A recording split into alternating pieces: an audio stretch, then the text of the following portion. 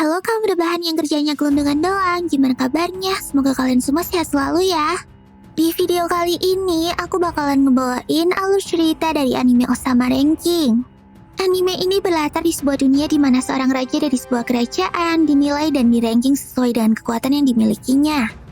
Peringkat para raja ini ditentukan berdasarkan kemakmuran rakyat yang dipimpinnya dan kemampuan bertarung seorang raja tersebut. Kemudian ada sebuah kerajaan bernama Bose yang dipimpin oleh Raja Bose. Beliau adalah raja yang berada di peringkat ke-7. Tapi kekuatan Raja Bose ini udah gak kayak dulu lagi. Beliau sekarang udah sakit-sakitan dan diprediksi nyawanya gak akan lama lagi. Akhirnya Raja Bose pun dituntut untuk segera menunjuk penerusnya. Raja Bose memiliki 2 pewaris tahta, yaitu anak dari istri keduanya yang bernama Daida dan putra mahkotanya yang bernama Boji. Keadaan si Boji ini cukup mengenaskan. Sejak kecil Boji udah ditinggal mati sama ibunya. Bahkan dia juga udah di-nerf sama Tuhan dari lahir. Badannya kecil, mulutnya bisu, dan telinganya juga tuli. Karena hal itulah para warga kerajaan selalu mencaci dan membuli Boji kalau mereka melihat penampakan Boji di kota. Lalu suatu hari, Boji dipalak sama suatu makhluk hidup mirip bayangan yang bernama Kage-chan. Kage-chan ini berasal dari klan bayangan, sebuah klan pembunuh yang sangat setia kepada raja yang mereka pilih. Tapi karena mereka dituduh melakukan pengkhianatan, maka klan bayangan pun dihabisi seluruhnya. Dan Kage ini adalah salah satu dari klan bayangan yang masih tersisa. Tapi anehnya, si Kage itu bisa berkomunikasi dengan lancar sama Boji yang bisu dan tuli itu. Boji pun dengan polosnya menyerahkan semua pakaiannya saat dipalak sama Kage. Dan Boji akhirnya berkeliling kota sambil telanjang. Tentu aja dia jadi olok-olokan oleh para warga. Sebagian besar warga nggak pengen Boji jadi raja yang selanjutnya. Terlebih lagi Ratu Healing yang menjadi ibu tirinya juga galak banget sama Boji. Apalagi Ratu Healing juga pengen Daida anak kandungnya lah yang mewarisi tahta kerajaan. Raja Bose yang tahu keadaan Boji itu sebenarnya udah berusaha untuk membuat Boji lebih berwibawa. Bahkan Raja Bose juga udah membayar pelatih pedang terbaik di negeri bernama Domus untuk menjadi guru Boji. Tapi kayaknya Boji masih aja diremehkan sama orang lain. Terus pada saat Boji latihan pedang sama Domas, Daida tiba-tiba muncul dan menantang Boji. Beda dengan Boji, kemampuan pedang Daida ini udah terkenal di mana-mana. Bahkan dia bisa ngalahin kapten militer kerajaan dengan mudah. Domas yang atas kemampuan Daida juga kayaknya terkesan dengan skillnya.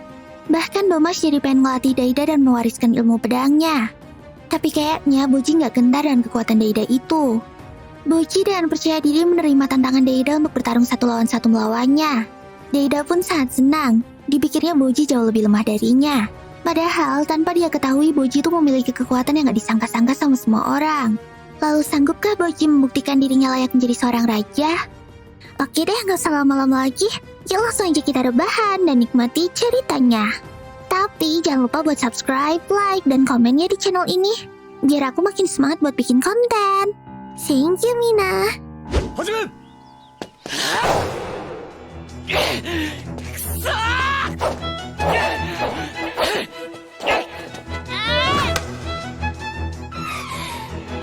じゃねえか、ボッチ様にこんな才能があったなんて。くっそー、汚ねえぞ兄上。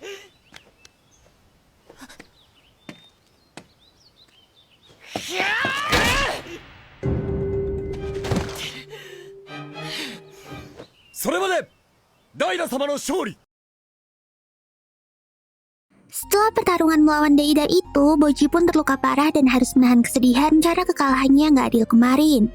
Kage yang selalu ngintilin Boji pun ngerasa kalau anak ini tuh sebenarnya punya potensi yang sangat besar untuk menjadi seorang raja. Lalu Kage pun menghibur Boji dan berjanji akan selalu mendukungnya apapun yang terjadi. Mendengar hal itu, Boji pun langsung nangis karena bahagia. Karena baru kali ini dia punya teman dan seseorang yang percaya sama dia. Tapi sayangnya saat keluar dari kamar Boji, Kage kepergok sama pelatih pedang Daida yang bernama Bebin. Bebin yang tahu kalau Kage merupakan anggota klan bayangan langsung menangkap Kage menggunakan ular-ular peliharaannya. Beberapa waktu kemudian, Raja Bose yang emang udah sakit-sakitan itu akhirnya wafat. Penasihat kerajaan pun mengumumkan wasiat Raja Bose yang mengangkat Pangeran Boji sebagai raja berikutnya. Daida pun sangat terkejut mendengar wasiat ayahnya itu. Terus tiba-tiba muncul iblis raksasa dari mayat Raja Bose. Iblis itu menunjuk Boji dan tertawa mengejek. Kemudian iblis itu pun pergi. Lalu Daida yang gak terima dengan wasiat ayahnya itu pun langsung protes ke cermin sihir miliknya. Makhluk yang berada di cermin itu pun mengatakan agar Daida nggak perlu khawatir karena semuanya udah berjalan sesuai dengan rencananya. Dan ternyata benar, waktu pelantikan raja berikutnya di depan rakyat, kerajaan mengumumkan kalau pewaris tahta yang sah adalah Pangeran Daida, anak dari Ratu Healing. Boji yang kaget dengan hal itu pun merasa dicurangi. Dia langsung pergi dari mimbar itu dan lari menangis.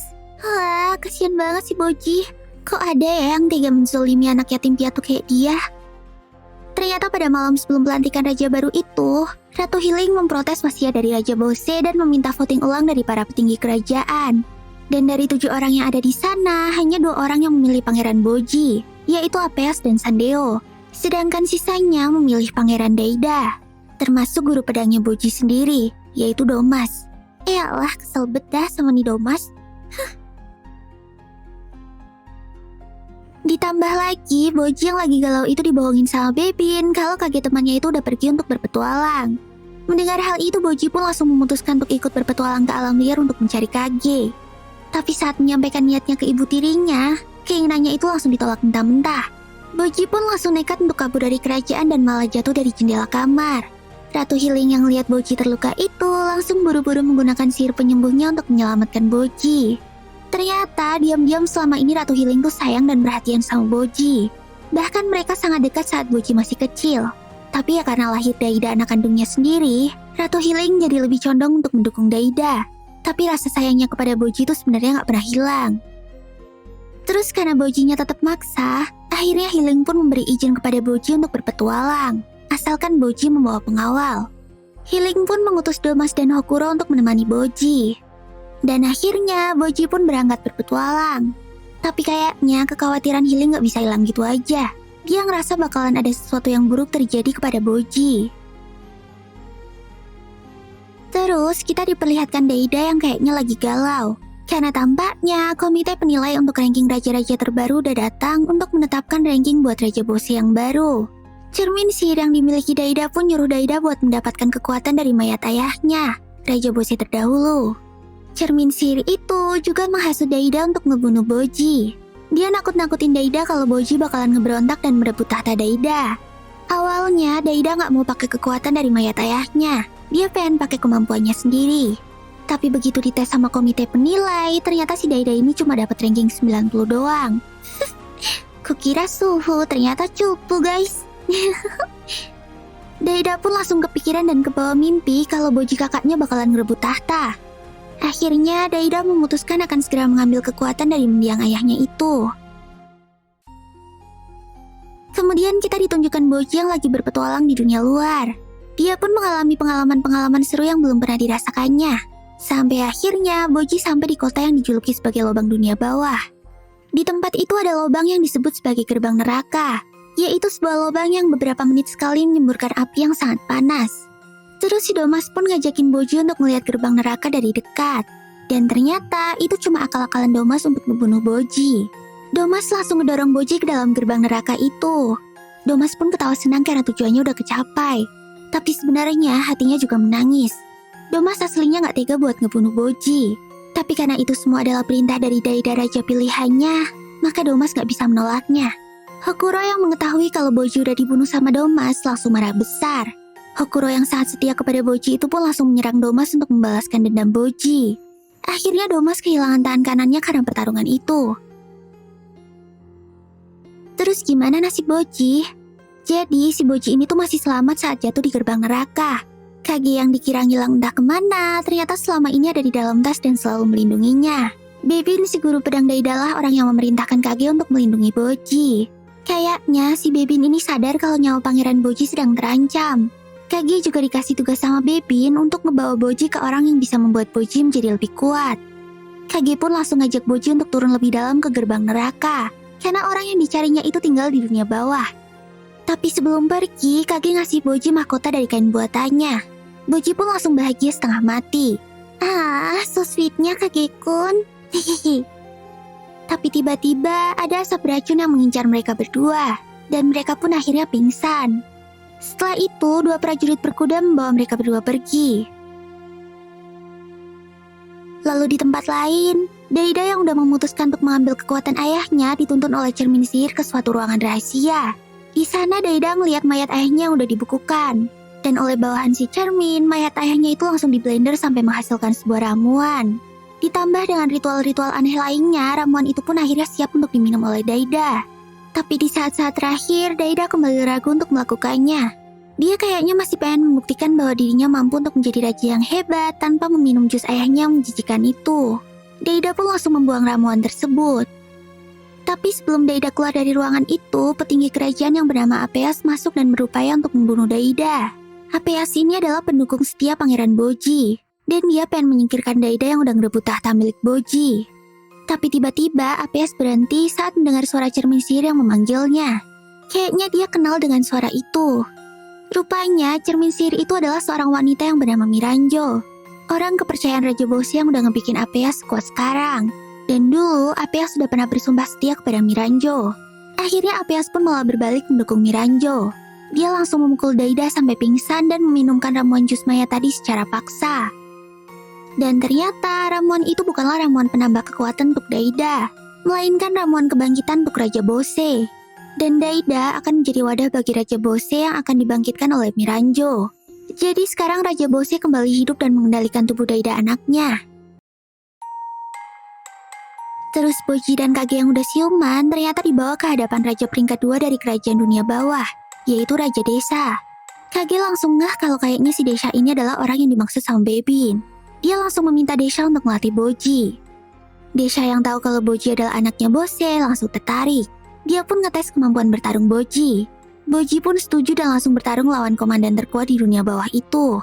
Dengan kemampuan menghindarnya yang sempurna, Boji berhasil membuat komandan itu kesulitan. Tapi Desha nggak terkesan sama kemampuan Boji yang cuma bisa menghindar itu. Dia pun langsung usir Boji dan Kage. Tapi sebelum diusir, komandan tadi ngasih tahu Kage kalau mereka itu salah orang. Orang yang bisa ngelatih Boji itu ternyata adalah adiknya Desha, yaitu Pangeran Despa. Boji dan Kage pun langsung kembali semangat dan pergi mencari Despa. Singkat cerita, mereka pun sampai di rumah Despa dan bertemu dengannya. Kage tanpa basa-basi langsung menyampaikan maksud kedatangan mereka. Dan tanpa basa-basi juga, si Despa ini ngomong kalau dia mau nerima Boji sebagai muridnya asalkan mereka mau membayarnya dengan mahal. Wah dasar, ternyata dia om-om mata duitan nih. Kage dan Boji langsung ngeluarin semua harta yang mereka bawa. Dan setelah silau sama emas milik mereka berdua, Despa pun menerima Boji sebagai muridnya. Despa langsung menerawang potensi kekuatan milik Boji. Tapi ternyata Boji ini gak punya kekuatan fisik sama sekali. Bahkan sekuat apapun Boji latihan, fisik dan ototnya gak akan bisa bertambah kuat. Boji pun langsung sedih dan terkena mental setelah mendengar hasil terawangan Despa itu. Tapi ternyata Despa gak nyerah dengan Boji. Dia berjanji akan membuat Boji menjadi lebih kuat dari siapapun. Lalu Despa mengajak Boji untuk memilih senjata yang dia pengen. Dan hari-hari Boji yang penuh latihan berat pun dimulai. Beberapa waktu kemudian, Kage yang gak pernah nontonin latihan Boji itu tiba-tiba ngeliat Boji yang udah bisa ngehancurin batu segede gaban. Wah, bakalan sekuat apa ya Boji nantinya? Lalu kali ini kita ditunjukkan alasan sebenarnya kenapa Boji bisa selemah itu. Padahal dia adalah anak dari raksasa dan raja terkuat di dunia. Ternyata beberapa tahun yang lalu sebelum punya anak, Bose yang ditemani oleh Miranjo membuat perjanjian dengan iblis. Bose ingin iblis itu membuat dia menjadi pria terkuat di dunia. Dan Bose akan menukar kekuatan itu dengan nyawanya. Tapi iblis itu meminta syarat tambahan, yaitu Bose akan menjadi kuat dengan mengambil kekuatan dari kerabat kandungnya. Lalu iblis itu menyarankan Bose untuk membuat anak, dan Bose pun setuju dengan syarat itu. Ditemani sama Miranjo, Bose langsung mencari raksasa cewek terkuat untuk dijadikan istri. Lalu ketemulah dia sama ibunya Boji, dan akhirnya mereka pun menikah. Singkat kata, setelah Boji lahir, Bose pun bertambah kuat dan berhasil mengalahkan semua lawan-lawannya. Terus karena merasa bersalah kepada anaknya, Bose pun membangun kerajaannya sendiri supaya anaknya bisa hidup dengan bahagia dan berlimpah harta. Lalu Raja Bose yang udah berbentuk Daida itu diperlihatkan sama Miranjo siapa raja terkuat di dunia sekarang. Dan cermin itu menunjukkan muka Boji. Bose pun langsung tertawa senang. Ia mengatakan bahwa semua ini akan menjadi sangat menarik. Setelah itu, Ratu Healing yang dikasih tahu sama Hokuro kalau Boji udah jatuh di gerbang neraka dan meninggoy langsung syok setengah mati. Ratu Healing pun langsung menjatuhkan hukuman mati kepada Hokuro. Tapi sebelum dieksekusi, Domas datang untuk menyelamatkan Hokuro. Kayaknya si Domas ini masih ngerasa bersalah dan pengen membayar kesalahannya. Lalu setelah ngeliat Domas si pembunuh anaknya, Ratu Healing yang masih emosi tinggi itu pun langsung nyuruh pasukannya untuk ngebunuh Domas. Tapi tiba-tiba Raja Bose datang dan menghalangi mereka. Bose langsung ngomong ke semua orang kalau Boji masih hidup dan lagi berlatih di dunia bawah. Alhasil, Domas dan Hokuro pun dimaafkan sama Bose dan cuma diusir dari kastil itu. Kemudian Bose memberitahu Healing kalau Daida yang dilihatnya sekarang bukanlah Daida yang asli, melainkan Bose. Bahkan untuk membuat Healing percaya, Bose memperlihatkan cara dia pertama kali bertemu dengannya dulu. Healing pun langsung bertanya di mana Daida yang asli sekarang. Tapi Bose menjawab kalau dia nggak tahu. Alhasil, Healing pun langsung pingsan.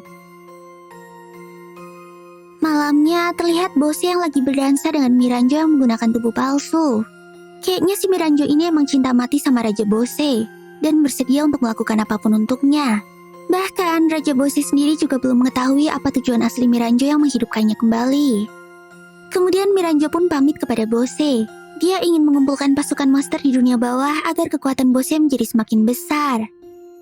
Lalu keesokan harinya setelah Ratu Healing siuman, ia langsung menemui Bose dan memintanya untuk mengembalikan Daida. Terus tiba-tiba Healing mendengar suara Daida yang minta tolong.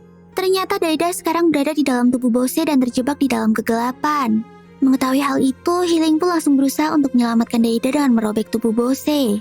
Tapi pengawalnya yang bernama Dorshe menghentikannya dan mengingatkannya kalau tubuh Bose yang sekarang itu adalah tubuh Daida. Akhirnya untuk menghentikan Healing, Dorshe pun membuatnya pingsan.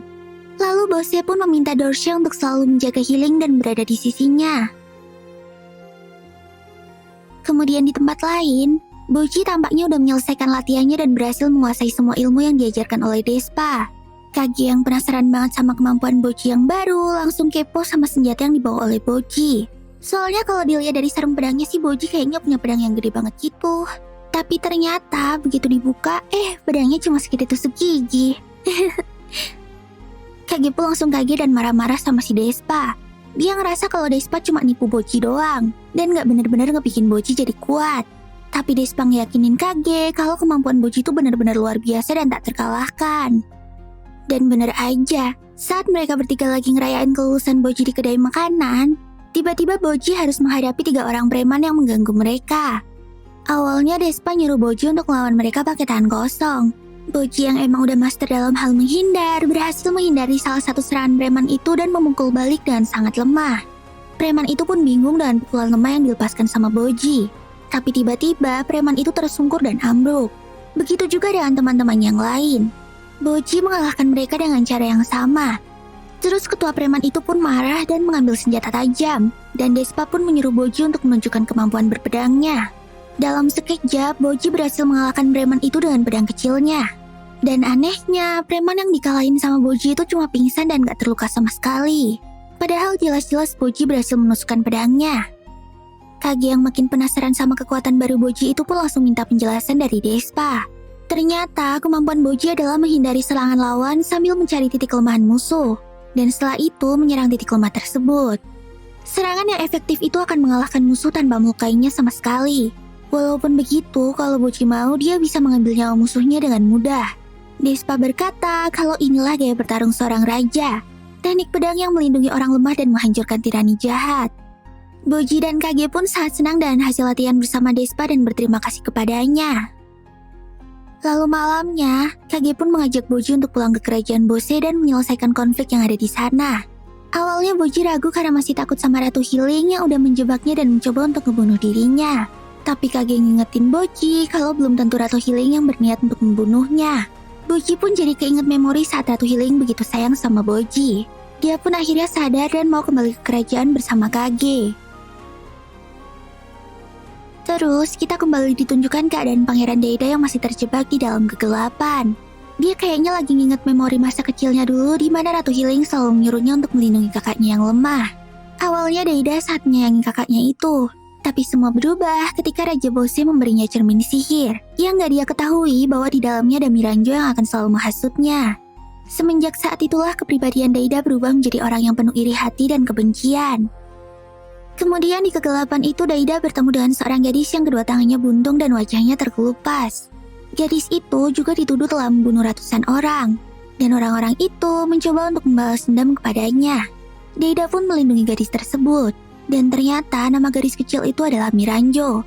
Kayaknya itu adalah hati dari Miranjo yang tersimpan di dalam kegelapan.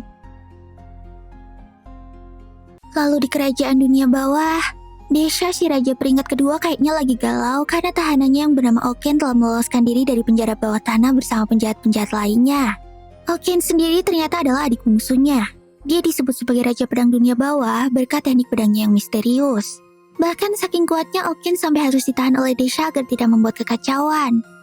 Lalu setelah dilapori sama pasukannya kalau para penjahat yang kabur itu memasuki kerajaan Bose dan membuat kekacauan di sana, Desha pun memutuskan untuk memanfaatkan momen itu untuk merebut kerajaan Bose. Dan ternyata benar, Raja Bose udah disandra sama penjahat-penjahat yang kabur dari penjara dunia bawah itu. Rupanya penjahat-penjahat itu berhasil kabur dari penjara karena dibantu oleh Miranjo. Dan Miranjo juga yang ngebawa mereka masuk ke kerajaan Bose menggunakan portal sihir. Bahkan dia juga ngebebasin mereka untuk berbuat apa aja kepada kerajaan Bose. Alhasil, para penjahat itu pun memutuskan untuk merebut kerajaan dan mengambil tahta. Kemudian komandan prajurit dunia bawah pun langsung menjemput Boji dan mengajaknya untuk berangkat bareng ke kerajaan Bose. Despa sebenarnya juga mau ikut, tapi ternyata kuda kesayangannya sekarang udah jadi gendut kayak sapi gara-gara gak pernah dipakai.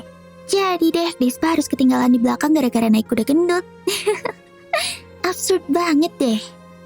Tapi kayaknya Boji gak tahu kalau prajurit dunia bawah yang mengantarnya itu juga memiliki misi untuk merebut kerajaan Bose. Lalu ditunjukkan Ratu Healing dan Dorsey yang mencoba untuk merebut kembali kerajaan. Mereka dihadang oleh Apeas yang membawa cermin sihir. Dan sekarang akhirnya mereka tahu kalau orang yang ada di cermin itu adalah Miranjo. Dorsey pun langsung kaget, karena menurut yang dia tahu, Miranjo udah mati dalam suatu peperangan. Dan ternyata Miranjo jugalah orang yang telah menyebabkan kematian Ratu Bose yang pertama, yaitu Mama kandung Boji. Lalu Miranjo yang ada di cermin pun ngomong kalau tujuannya sekarang adalah ngehancurin negeri Bose itu. Pasukan anjing Cerberus milik Miranjo langsung mengepung Dorsey dan para pengawal Ratu Healing. Awalnya Dorsey berhasil melawan anjing-anjing itu sendirian, tapi dia mulai kewalahan saat para penjahat dunia bawah ikut bertarung. Dorsey pun lalu menyuruh Healing untuk pergi dari tempat itu. Tapi saat mau kabur, Healing dihalangi oleh Oken. Oken pun langsung diserang oleh pengawal Healing dan terkena kunai tepat di wajahnya. Tapi walaupun terluka sangat parah, Oken ternyata bisa menyembuhkan dirinya sendiri dan bangkit kembali. Oken pun langsung menyabet leher pengawal Healing. Healing yang lihat kekuatan Oken yang gak wajar itu langsung ngeluarin skill Holy Light-nya untuk menyerang Oken. Ternyata skill itu efektif. Oken pun langsung kabur dari tempat tersebut. Tanpa pikir panjang, Healing pun langsung berusaha untuk menyembuhkan pengawal kepercayaannya tadi. Tapi dia terkepung sama anjing-anjing Cerberus yang mau memakannya. Dan saat keadaan genting, tiba-tiba Apeas menolongnya dari kejauhan. Walaupun mendukung Miranjo, tapi Apeas ternyata masih punya hati dan mencintai kerajaannya. Jadi dia nggak bisa membiarkan Ratu Healing mati begitu aja. Miranjo pun langsung memarahinya dan meminta Apeas untuk nggak mengkhianatinya lagi. Apeas pun paham dan menuruti Miranjo. Mereka pun lalu meninggalkan tempat itu dan menuju ke bawah tanah. Tapi di dalam perjalanan, Apeas dibegal sama salah satu penjahat itu dan Miranjo pun dibawa lari. Lalu di luar kerajaan, Boji yang baru sampai di kota bertemu dengan Oken yang lagi ngebantai penduduk kota. Boji pun langsung bersiap untuk menghadapi Oken. Tapi komandan dunia bawah udah diwanti-wanti sama Despa untuk gak ngebiarin Boji ngelawan Oken. Karena menurut Despa, Oken adalah musuh alami Boji. Dan Boji pasti akan mati kalau ngelawan Oken. Akhirnya, komandan itu pun langsung nyuruh Boji untuk pergi ke istana terlebih dahulu dan melindungi Ratu Healing. Tanpa banyak tanya lagi, Boji dan kakek pun segera bergegas menuju ke istana. Sesampainya di istana, Boji ngeliat teman masa kecilnya si ular buntung kepala dua lagi dikebukin sama penjahat yang bernama Gigan. Boji pun langsung ngalahin Gigan dengan mudah. Healing yang ngeliat Boji itu langsung kaget setengah mati. Terus Boji pun ngemohon sama Healing untuk nyembuhin si ular buntung. Tapi ternyata Healing udah kehabisan ramuan dan kekuatan untuk nyembuhin mereka. Untungnya Kage masih punya banyak botol ramuan. Dan akhirnya Healing pun bisa nyembuhin si ular. Namun Gigan bangun lagi dan coba ngebunuh mereka. Boji pun langsung kembali menghadapi Gigan. Dan lagi-lagi dengan mudah Boji berhasil ngalahin Gigan. Healing yang lihat kekuatan Boji dan mata kepalanya sendiri itu pun langsung terperangah. Dia nggak nyangka kalau Boji yang dulunya lemah dan diremehkan sekarang udah menjadi pangeran yang sangat kuat dan bisa diandalkan. Healing pun langsung memeluk Boji dengan penuh kasih sayang. Setelah itu, Boji juga meminta Healing untuk menyembuhkan anjing-anjing Cerberus yang sedang terluka. Para anjing itu pun lalu jadi bawahan Boji. Bahkan si Gigan yang barusan aja dikalahin sama Boji juga bersumpah setia kepadanya. Aduh guys, terharu banget gak sih ngeliatnya? Kemudian si ular buntung itu pun ngasih tahu kalau di dalam kerajaan ada gerbang menuju dunia bawah. Dan Domas lagi disuruh sama Raja Bose untuk menghancurkan gerbang itu. Si ular mengatakan kalau mereka harus segera mengembalikan binatang-binatang sihir itu sebelum gerbang tersebut hancur. Dan dengan segera, Boji dan Kage pun berangkat untuk mencari gerbang itu. Terus di luar kerajaan, Oken yang lagi ngelawan komandan dunia bawah tiba-tiba kesambar petir dan ambruk. Kayaknya itu adalah petir yang dibuat oleh Raja Desa. Terus Despa pun langsung keluar dari persembunyiannya dan mengikat Oken. Lalu di sini kita mengetahui kalau ternyata Oken dulunya adalah orang yang baik. Tapi gara-gara dia memiliki kekuatan hidup abadi, jiwanya lama-lama rusak dan kehilangan jati dirinya. Ya bisa dibilang Oken sekarang tuh udah bukan manusia lagi. Kemudian di dalam kerajaan, Domas yang udah nemu gerbang dunia bawah itu tiba-tiba ngelihat prajurit Raja Desa yang keluar dari sana. Mereka kayaknya ingin mencari orang yang telah melepaskan para penjahat dari penjara dunia bawah. Domas yang masih belum paham sama situasi mencoba untuk menahan prajurit-prajurit itu. Sampai akhirnya Raja Desa pun keluar dari gerbang tersebut. Desa yang dengar kalau bosnya udah ngerebut tubuh anaknya itu pun pengen mengajaknya duel. Tapi lagi-lagi, Domas yang masih kebingungan itu pun mencoba untuk menahan Desa. Tapi Desa langsung menendang tongkol si Domas dan mengalahkannya. Ya Allah, kok kalahnya receh banget sih? Lalu tiba-tiba Boji datang dari atas sambil digendong sama Gigan. Boji yang lihat penampakan Domas itu pun langsung ketakutan. Kayaknya dia masih trauma sama kelakuan Domas dulu. Domas yang menyadari hal itu langsung menjatuhkan dirinya. Tampaknya si Domas ini tuh udah siap mati demi mendapatkan maaf dari Boji. Tapi ya cuma jatuh dari jarak segitu mah dia gak bakalan mati lah. Aduh, kok drama banget sih nih orang nyebelin. Akhirnya Desa ngaku kalau sebenarnya orang yang diincarnya adalah Miranjo. Orang yang udah ngelepasin para tahanan dan dalang dari semua kekacauan ini. Lalu setelah mendengar nama Miranjo, Boji pun langsung keinget sama mamanya yang mati dalam peperangan. Saat itu mama Boji mati karena melindungi Boji dari serangan yang didalangi oleh Miranjo. Kemudian Gigan yang gak mau kembali ke dunia bawah itu pun ngamuk lagi. Sampai-sampai Desa harus mengeluarkan jurus petirnya untuk menyerang Gigan. Tapi dengan mengejutkan, Boji berhasil menahan serangan petir milik Desa itu dan melindungi Gigan. Boji pun memohon sama Desa untuk melepaskan Gigan. Desa yang tahu kalau Boji adalah murid Despa itu langsung menghubungi Despa menggunakan telepati. Dia minta Despa ngasih tahu kelemahan Boji. Tapi Despa ngejawab kalau Desa tuh gak bakalan bisa ngalahin Boji, apalagi ngelawan Bose. Lalu Despa pun menyarankan biar si Boji aja yang ngelawan Raja Bose. Dan Desa tinggal ngelawan Miranjo yang udah sendirian, supaya mereka bisa memenggal kepala iblis sekutunya Miranjo. Desa pun setuju, dan memberikan posisi prajurit kerajaan kepada Gigan kalau dia mau kembali ke dunia bawah. Alhasil daripada harus gebuk-gebukan gak jelas, Gigan pun menyetujuinya. Lalu Gigan berpamitan dan berterima kasih kepada Boji, dan semua prajurit dunia bawah pun kembali ke kerajaan mereka.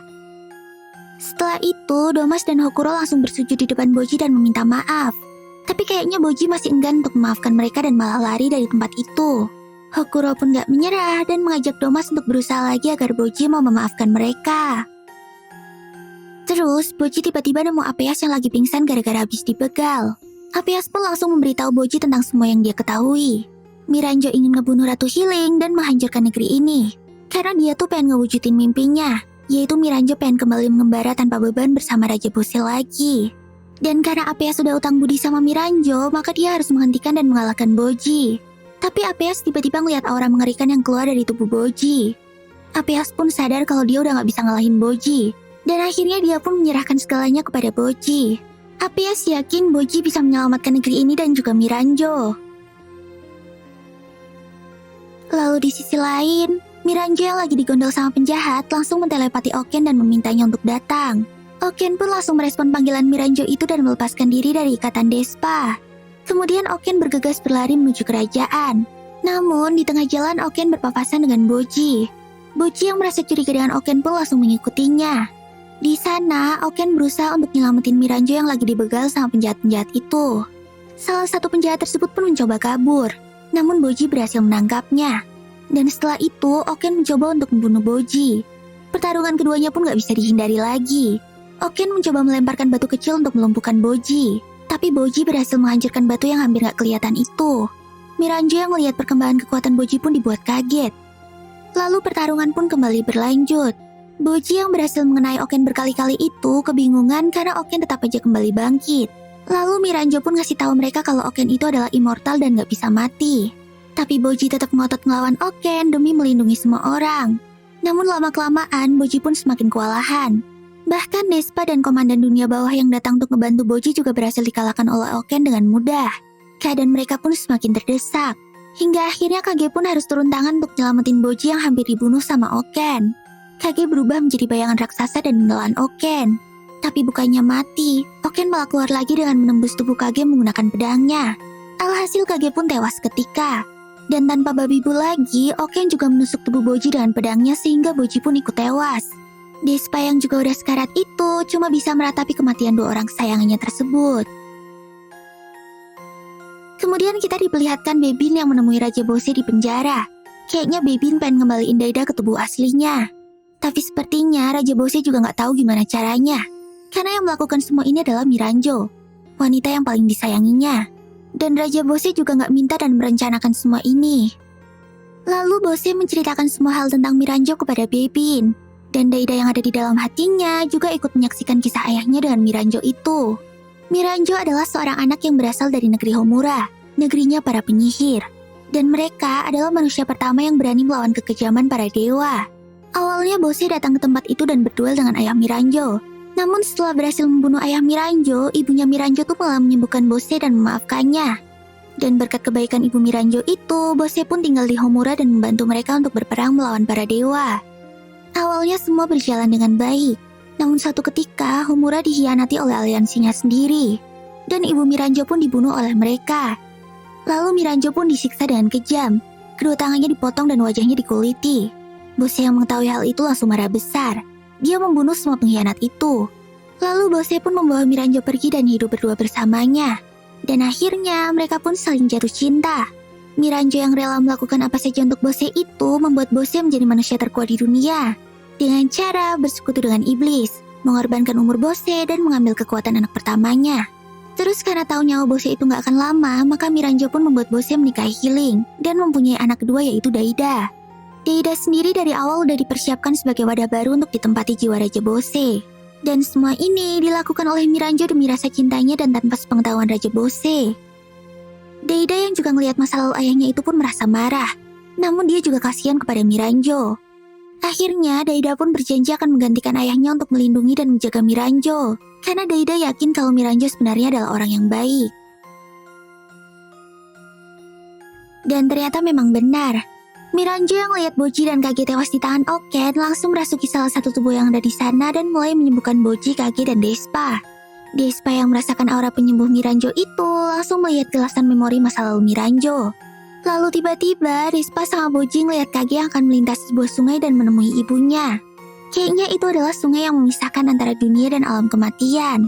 Boji dan Despa yang lihat Kage mau melintasi sungai itu pun langsung mencoba mencegahnya. Tapi Kage nggak mendengar mereka sama sekali. Untungnya ada Miranjo yang megangin tali perahu yang dipakai oleh Kage untuk menyeberang. Miranjo pun langsung ngingetin Kage kalau dia tuh masih punya urusan di dunia yang belum selesai, yaitu ngebantu Boji. Kage langsung sadar dan pamit kepada ibunya untuk kembali ke dunia. Ibunya Kage pun mendukung keputusan Kage itu dan akan selalu menunggunya untuk datang. Akhirnya Kage pun bergegas pergi dari sungai tersebut. Terus tiba-tiba Miranjo melihat penampakan ibunya dan Mama Boji. Mama Boji ternyata tahu kalau jiwa Miranjo itu gak bisa lagi ke akhirat, karena jiwanya telah dijanjikan kepada iblis. Miranjo yang udah mengkhianati iblis dengan rencananya untuk membangkitkan Raja Bose itu dikutuk oleh iblis tersebut untuk hidup di dalam cermin. Dan pada saat Miranjo benar-benar mati nanti, jiwanya akan dimakan oleh iblis.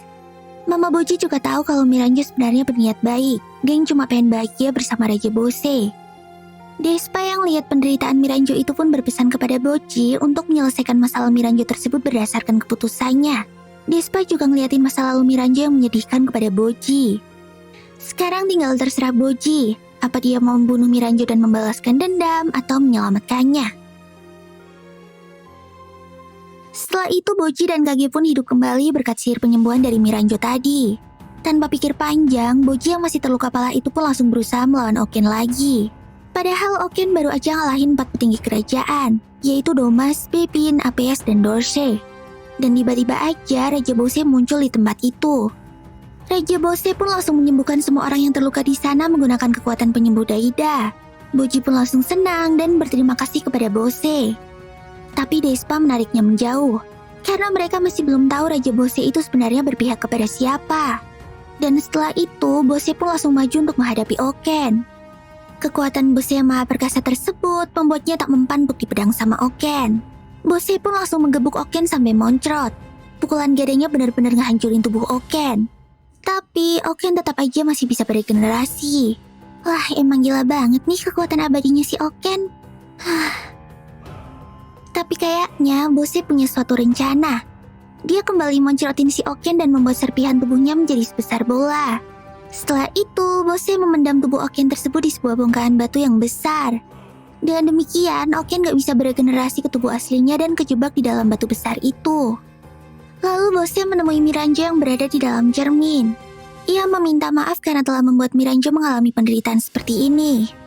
Kemudian, Bose pun berjanji, jika dia kalah di pertarungan terakhirnya ini, maka mereka akan pergi ke alam baka berdua dan bersama selama-lamanya. Kayaknya Bose masih belum tahu kalau Miranjo tuh udah gak bisa lagi ke alam baka. Setelah itu, Bose pun mengancam semua orang yang berada di sana. Ia ingin mereka semua bersumpah setia kepadanya, dan akan menghadapi siapa saja yang bertujuan untuk merebut kembali tubuh Daida. Boji yang teringat kepada kebaikan Daida itu pun langsung maju untuk melawan Raja Bose dan merebut kembali tubuh Daida. Bahkan Domas, Bepin, Dorshe, dan Apeos juga mendukung Boji dan akan bertarung bersamanya. Boji pun langsung terharu saat melihat dukungan dari 4 petinggi kerajaan itu.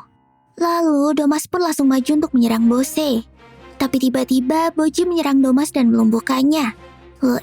Boji kok malah nyerang Domas? Despa pun langsung ngasih tahu mereka semua kalau satu-satunya orang yang bisa ngelawan Bose dan sekaligus nyelamatin Daida adalah Boji seorang. Karena cuma ilmu pedang Boji lah yang dapat mengalahkan musuh tanpa melukainya. Mereka nggak ingin tubuh Daida terluka karena pertarungan itu. Akhirnya, pertarungan 1 lawan 1 antara Boji dan Raja Bose pun dimulai.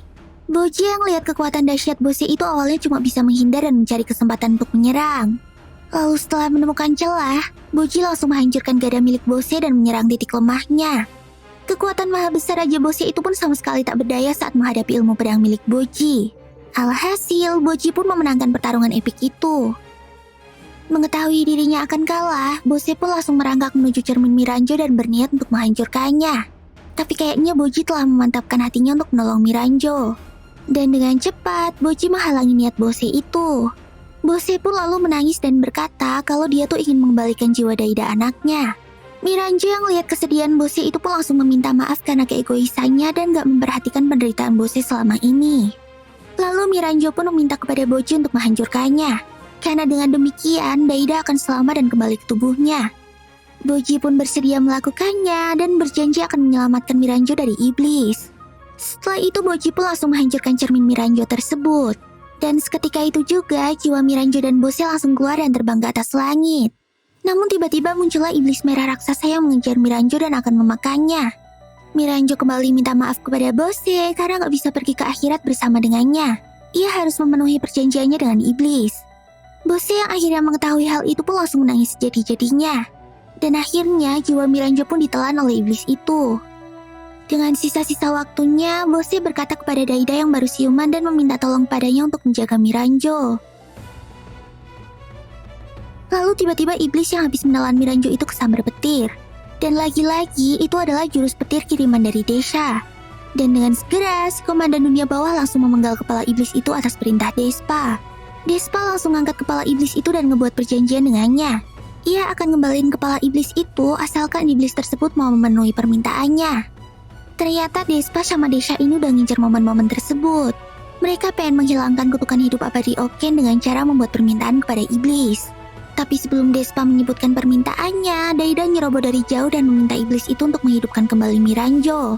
Despa pun langsung kesel karena kesempatan satu-satunya untuk nyelamatin Oken itu udah diserobot sama Daida. Akhirnya, iblis itu pun memenuhi permintaan Daida dan menghidupkan kembali serta ngembaliin jiwa Miranjo. Daida pun langsung meluk Miranjo dan berterima kasih kepadanya, karena telah selalu menemaninya saat dia berada di dunia kegelapan. Lalu Daida meminta Miranjo untuk mau menjadi istrinya. Miranjo pun menangis bahagia, karena akhirnya kesempatannya untuk hidup bahagia pun terwujud. Deida juga minta maaf dan berterima kasih kepada Despa karena udah menyerobot permintaannya. Despa akhirnya gak mempermasalahkan hal itu, asalkan Deida mau ngasih banyak harta dan emas kepadanya. Halah dasar, masih mata duitan aja nih si om-om. Terus Ratu Healing yang baru aja datang langsung memeluk kedua anak kesayangannya setelah tahu kalau mereka udah selamat. Tapi setelah itu Ratu Healing langsung kaget setengah mati setelah tahu kalau Deida pengen memperistri Miranjo. Singkat kata, semua orang yang ada di sana akhirnya memaafkan perbuatan Miranjo kemarin. Dan Miranjo pun berjanji akan merubah dirinya menjadi lebih baik. Setelah itu, Deida menyerahkan tahta rajanya kepada Boji. Awalnya Boji masih meragukan kepantasan dirinya menjadi seorang raja. Tapi Kage dan semua orang yang berada di sana langsung meyakinkan Boji bahwa dia adalah raja yang hebat. Akhirnya Boji pun menerima gelar raja itu. Dan semua orang yang ada di sana pun langsung merayakan kelahiran raja baru mereka. Namun ada satu orang yang tampaknya lagi galau. Dia adalah Kage. Kage ngerasa kalau tugasnya tuh udah selesai dan Boji udah gak memerlukannya lagi. Terlebih lagi dia gak mau makhluk hina kayak dia berada di sisi seorang raja yang agung. Kage pun lalu memutuskan untuk meninggalkan kerajaan dan pergi tanpa memberitahu Boji. Setelah itu Boji yang baru aja dilantik menjadi raja pun ngerasa ada yang aneh. Dia gak ngelihat penampakan Kage lagi. Boji pun kebingungan dan mencari Kage kemana-mana. Tapi dia sama sekali gak menemukannya. Boji yang merasa sangat sedih itu pun mencoba untuk tegar. Beberapa waktu kemudian, Boji telah menjadi raja yang disayangi oleh rakyat-rakyatnya. Dia juga menjalankan tugasnya dengan adil. Namun, masih ada yang mengganjal di hatinya, yaitu dia masih ngerasa kehilangan Kage. Ratu Healing yang lihat kesedihan Boji itu pun langsung berbicara kepada Boji. Dia memberitahu kepada Boji kalau kebahagiaan semua orang memang penting, tapi kebahagiaan diri sendiri harus diutamakan. Apalagi jika itu menyangkut hal yang paling berharga untuknya.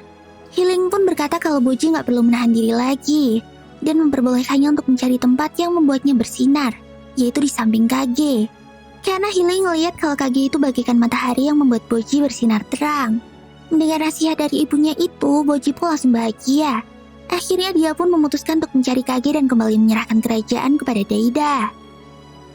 Singkat kata, setelah ketemu sama Kage, tentu aja Boji dimarahin habis-habisan sama Kage. Karena dia udah ninggalin posisi raja yang sangat berharga itu.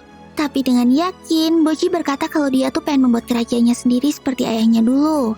Dan untuk itu dia memerlukan bantuan Kage. Akhirnya, kedua sahabat itu pun kembali berpetualang untuk mewujudkan impian Boji tersebut.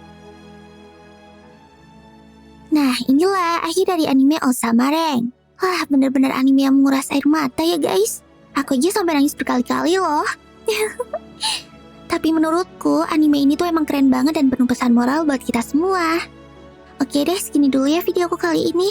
Terus pesan moralku kali ini adalah, gak ada orang yang terlahir jahat di dunia ini. Yang jahat tuh cuma gebetan yang ngeghosting padahal masih punya utang sama kita. Hehehe. Jangan lupa buat subscribe, like, dan komen di channel ini ya. Terus nyalain notifikasinya, biar kalian gak ketinggalan kalau aku upload video baru. Oh iya, kalian juga bisa follow sosmed aku dan channel-channel aku yang lainnya loh. Linknya udah aku cantumin di deskripsi ya. Ya, mata nih. Sampai jumpa di video selanjutnya. Bye-bye.